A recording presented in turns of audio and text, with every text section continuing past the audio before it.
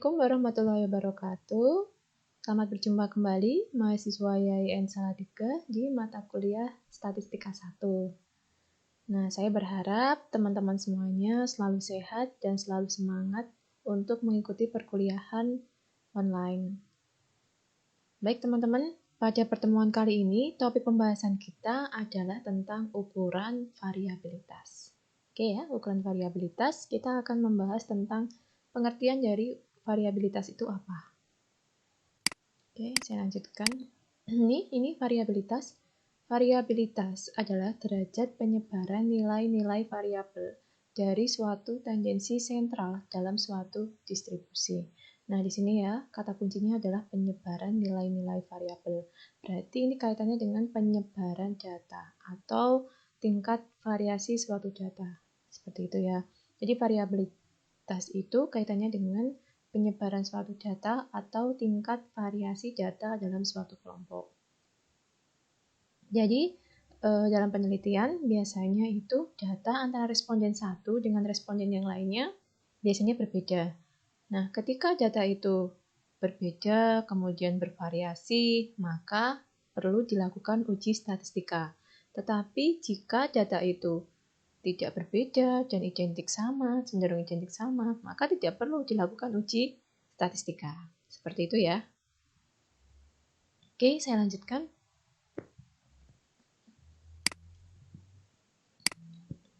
Yang pertama kita akan bahas tentang rentang data atau range. Range adalah pengukuran variabilitas yang paling sederhana. Range ini disebut juga dengan jarak penyebaran data. Nah, ini ya jarak persebaran data. Range diberikan simbol R dengan rumus nilai tertinggi dikurangi nilai terendah. XT ini adalah tertinggi, R adalah terendah. Contohnya, nilai tertinggi dan terendah data A adalah 50 dan 30. Oke ya, nilai tertinggi 50, nilai terendah 30. Maka rentang datanya adalah 50 dikurangi 30, sama dengan 20. Sedangkan nilai tertinggi dan terendah data B adalah 100 dan 20. Maka rentang data B adalah 80. 100 dikurangi 20 sama dengan 80. Nah, maka dapat disimpulkan data A dan data B ya. Sudah ketemu rentang datanya kan? Rentang data A 20, rentang data B 80. Sehingga kesimpulannya data B itu lebih variasi dibandingkan data A. Karena data B hasilnya lebih besar dibandingkan data A. Seperti itu. Mudah ya, mudah dipahami ini. Ini rumus paling sederhana ya untuk pengukuran variabilitas. Oke, saya lanjutkan materi berikutnya. Yang kedua tentang varian. Varian adalah bagaimana persebaran suatu data. Apakah data tersebut tersebar jauh satu dengan yang lain atau tersebar secara dekat. Semakin tinggi nilai varian, maka data akan semakin bervariasi. Sedangkan semakin rendah nilai varian, maka data akan cenderung identik atau sama. Seperti itu ya. Nah, dalam menghitung varian ini ada dua rumus, yaitu adalah varian populasi dan varian sampel. Di sini tergantung kalian penelitiannya yang mana. Apakah kalian menggunakan varian populasi atau varian sampel? Seperti itu. Nah, untuk varian populasi diberikan simbol ini. Ini bacanya adalah sigma kuadrat dan varian sampel diberi simbol S kuadrat. Seperti itu ya. Jadi untuk varian ini ada dua, rumusnya varian populasi dan sampel. Kegunaannya tergantung dengan kebutuhan. Apakah kalian itu penelitiannya melibatkan seluruh anggota populasi atau hanya menggunakan sampel saja? Seperti itu. Bisa dipahami ya. Oke, kita lanjutin ke rumusnya. Nah, ini rumus varian. Jadi ini rumus varian. Kalau kita lihat di sini sama aja ya rumusnya, yang membedakan adalah simbolnya ini dan ini pembaginya. Jadi kalau varian populasi itu pembaginya adalah N saja, tapi kalau varian sampel pembaginya adalah N-1. Di sini X ya, ini X min X bar. Ketika ada garis di atasnya bacanya adalah X bar. Oke. Bisa dipahami ya untuk rumusnya. Rumusnya sederhana kan ya, gampang. Oke, saya lanjutkan ke materi berikutnya. Untuk materi berikutnya adalah tentang standar deviasi. Standar deviasi disebut juga dengan simpangan baku. Standar deviasi merupakan ukuran yang menggambarkan tingkat penyebaran data dari nilai rata-rata. Jadi, penyimpangan dari nilai rata-rata itu disebut dengan standar deviasi atau simpangan baku. Seperti itu. Nah, untuk melihatnya atau untuk lebih mudah memahaminya, saya akan memperlihatkan kurva normal. Di situ kalian akan lebih mudah untuk memahami. Ini adalah kurva normal ya. Kurva normalnya bentuknya seperti ini, teman-teman. Jadi kurva yang normal itu adalah kanan dan kiri simetris, sama. Dan di tengah ini adalah min. Nah, ketika nilai simpangan baku atau standar deviasi di sebelah kanan ini, berarti simpangan baku tersebut menyimpang di atas rata-rata. Ya. Tapi kalau berada di sini berarti menyimpang di bawah rata-rata. Seperti itu. Oke ya, ini minnya berada di tengah. Min itu berada di tengah, teman-teman. Oke ya, bisa dipahami ya. Kalau ke kanan berarti menyimpang di atas rata-rata, kalau ke kiri menyimpang di bawah rata-rata. Seperti itu. Ini plus, ini minus. Biasanya seperti itu. Oke ya, saya lanjutkan ke rumusnya. Nah, ini rumus standar deviasi. Nah, kalau kita lihat rumusnya sama ya, hampir sama dengan rumus varian. Karena standar deviasi merupakan akar kuadrat dari varian. Sehingga rumusnya sama dengan varian, tinggal diakar saja.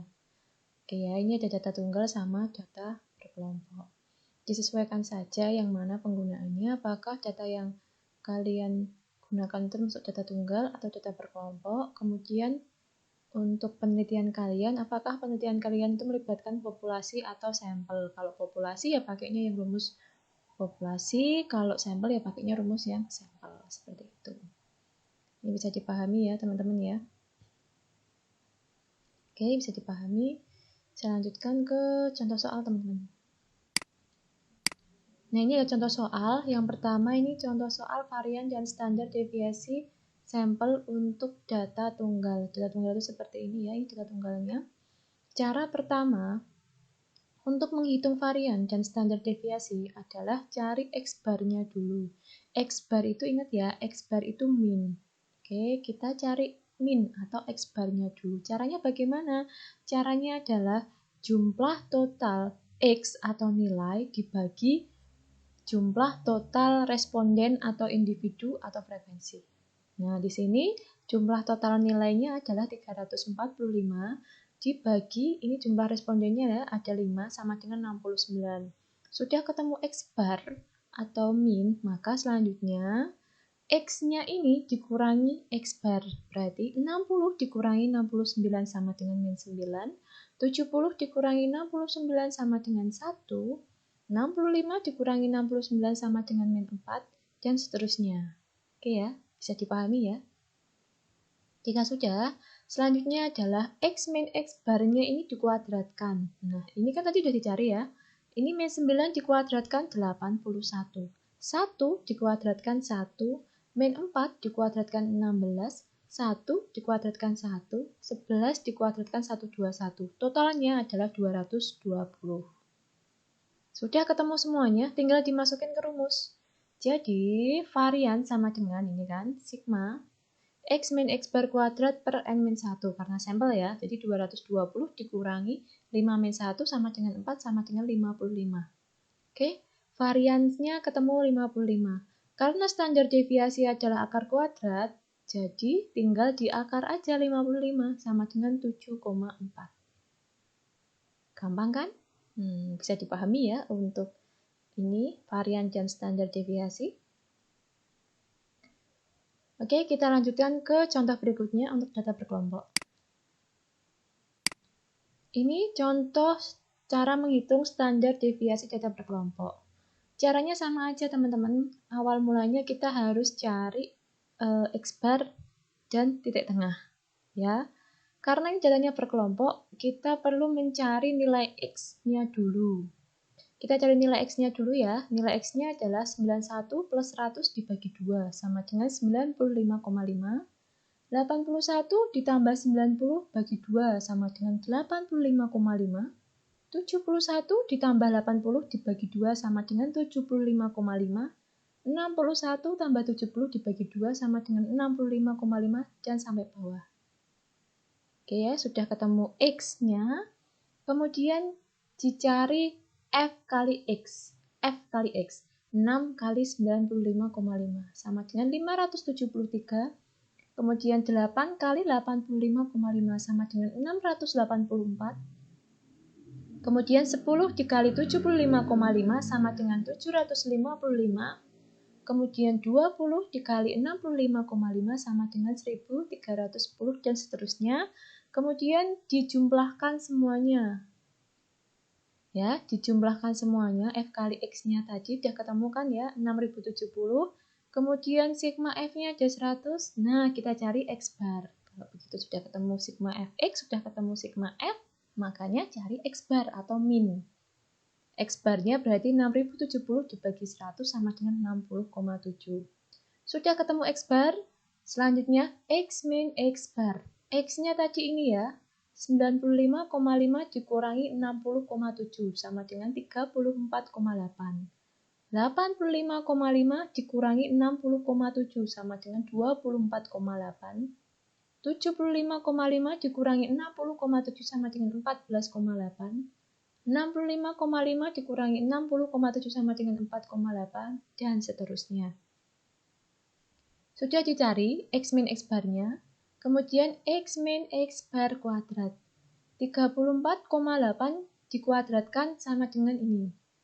24,8 dikuadratkan sama dengan ini. 14,8 dikuadratkan sama dengan ini. Dan seterusnya. Sudah ya? Sudah ketemu semuanya, bisa dipahami. Sudah, kemudian F dikali X min X bar kuadrat. Berarti 6 ini dikalikan 1211,04. Hasilnya ini. Kemudian 8 dikali 615,04. Hasilnya 4920.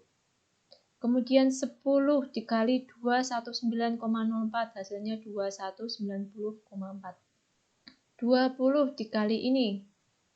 Hasilnya ini. 30 dikali ini. Hasilnya ini.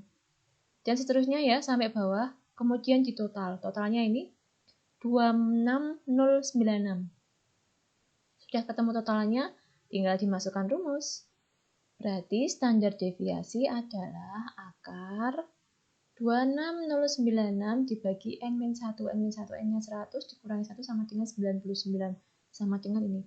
Akar 264,09 sama dengan 16,24. Standar deviasinya.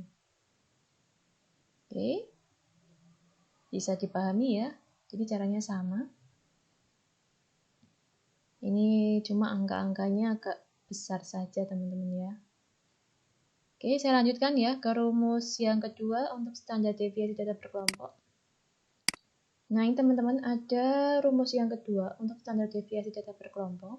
Ini kita lihat di sini angka-angkanya lebih kecil ya teman-teman ya.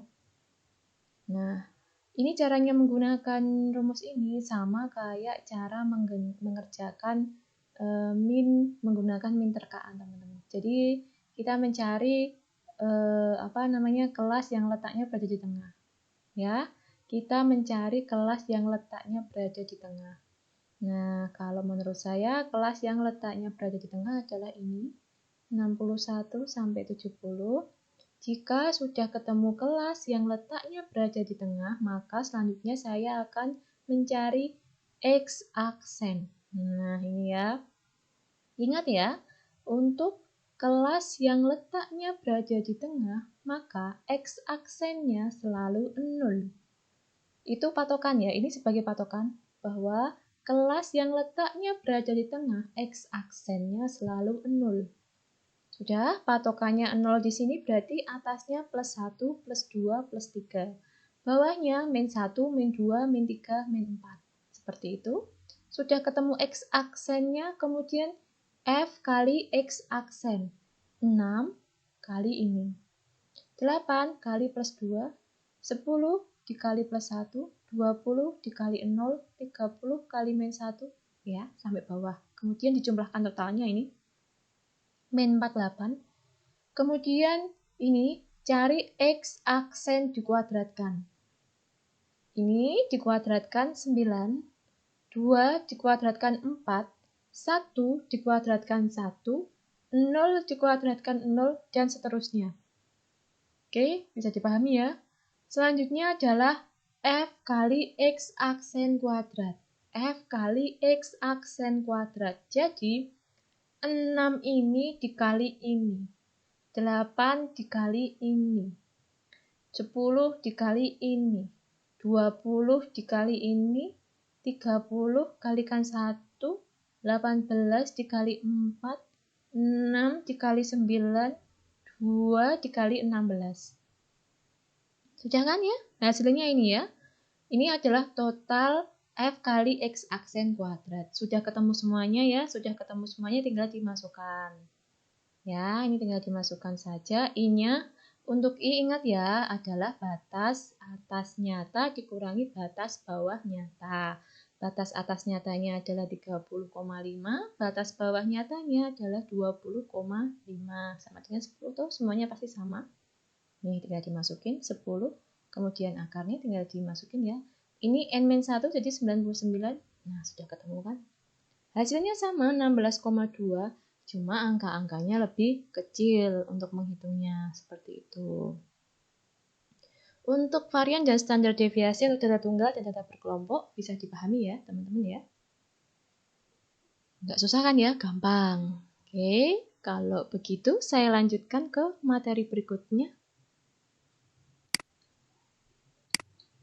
Nah, untuk materi berikutnya kita akan membahas tentang skor standar atau Z-score. Jadi, Z-score ini adalah data yang dihasilkan dalam suatu pengukuran menghasilkan data mentah, sehingga data belum bisa diolah dan harus diubah dulu dalam bentuk data standar atau skor standar. Nah, jadi data-data yang kalian gunakan itu kan kalian belum bisa gunakan karena belum diolah. Jadi misalnya ya teman-teman ya, kalau di bidang psikologi ya, jadi bidang psikologi misalnya kalian akan melihat dua individu A dan B. A dan B ini kemampuannya itu bagus yang mana? Yang A itu. Kalian sudah tes tingkat kepemimpinan dan kemampuan komunikasi. Yang B juga sudah. Dan mengukurnya itu menggunakan alat ukur yang berbeda. Otomatis satuannya berbeda. Nah, kita nggak bisa langsung menjumlahkan begitu saja. Kita harus mengubah hasil skor itu menjadi skor standar yang memiliki satuan yang sama, sehingga kita bisa membandingkan. Ya, kalau satuannya berbeda atau cara penghitungannya berbeda itu nggak bisa langsung dijumlahkan, harus satuannya disamakan dulu baru bisa dibandingkan. Seperti itu ya. Nanti kita akan lihat contohnya untuk latihan soalnya, teman-teman. Ini rumus Z-score-nya. Ini Z-score-nya rumusnya sederhana, teman-teman. Z sama dengan X min M per SD. Z itu angka standar, X angka kasar yang diketahui, M min distribusi, SD adalah standar deviasi angka kasar. Oke, angka kasar itu angka mentah yang jadi kuesioner itu. Kita lanjutkan ya. Kuesioner atau angka yang langsung seperti itu, belum diolah, intinya seperti itu. Kita langsung ke contoh soal aja ya teman-teman ya. Ini teman-teman contoh soalnya. Anton dan Bima adalah atlet. Tabel di bawah ini merupakan hasil prestasi keduanya. Dari keduanya, siapakah yang paling baik prestasinya? Jika diketahui loncat tinggi minnya, ini min kelompok ya. Min kelompok untuk loncat tinggi adalah 185 cm dan standar deviasi untuk kelompok adalah 3 cm. Sedangkan min untuk angkat besi adalah 68 kg dan SD-nya adalah 2 kg.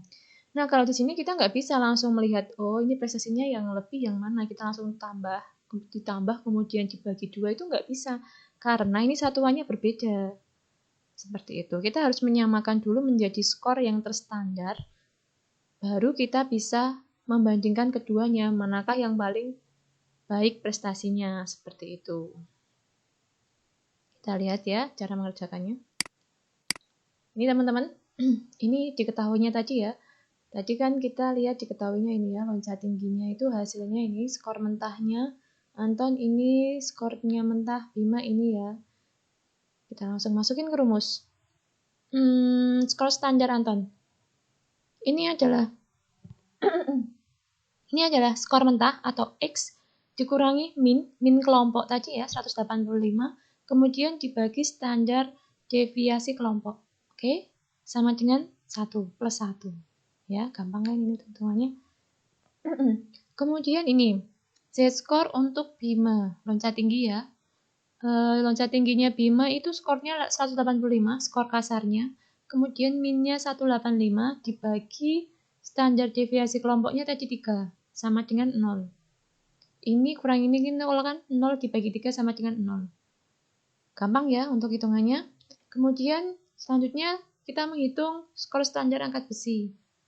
Untuk skor standar angkat besinya Anton itu angkat besinya, angka skor kasarnya ini ya, 65 dikurangi min kelompoknya tadi 68 dibagi standar deviasi angkat besi sama dengan 2 sama dengan ini.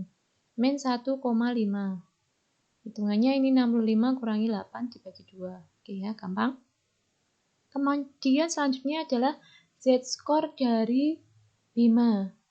Ini angkat besinya adalah 70 dikurangi min kelompoknya 68 dibagi 2. 2 itu standar deviasi kelompok sama dengan plus 1. 2 per 2 ya. Oke, bisa dipahami toh? Gampang. Yuk kita lihat sekarang kesimpulannya. Nah ini ya, ini kesimpulannya tadi. Anton, Bima, loncat tinggi, angkat besi, loncat tinggi, angkat besi. Ini skor mentahnya ya, atau angka kasarnya ini dari Anton maupun dari Bima. Ini adalah min kelompok. Min kelompoknya tadi adalah untuk loncat tinggi, rata-ratanya adalah 185 cm.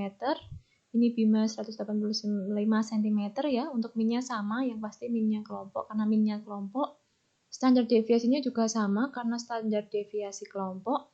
Nah, dari perhitungan Z-score tadi kan kita sudah menghitung ya. Untuk Anton, loncat tingginya adalah Z-score-nya 1, kemudian angkat besinya min 1,5. Jadi totalnya adalah 0,5. Nah, karena ini satuannya udah sama, sekarang boleh dijumlahkan.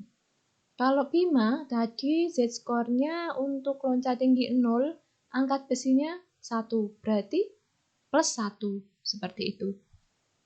Nah, dari sini kita sudah ketahui toh.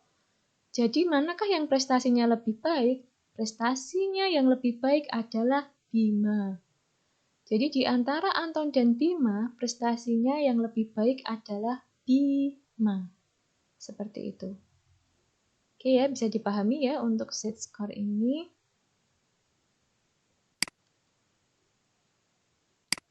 Nah, teman-teman, ini ada referensi. Jadi materi untuk ukuran variabilitas sampai di situ. Kemudian ini ada referensi dari saya yang saya gunakan untuk membuat materi ini. Jadi saya pakai bukunya Pak Hadi tentang metodologi riset, kemudian Pak Hadi lagi statistik. Kemudian e-book yang sudah saya berikan dalam bentuk bahasa Inggris ya. Kalau teman-teman kesulitan, teman-teman bisa Google Translate kan ya.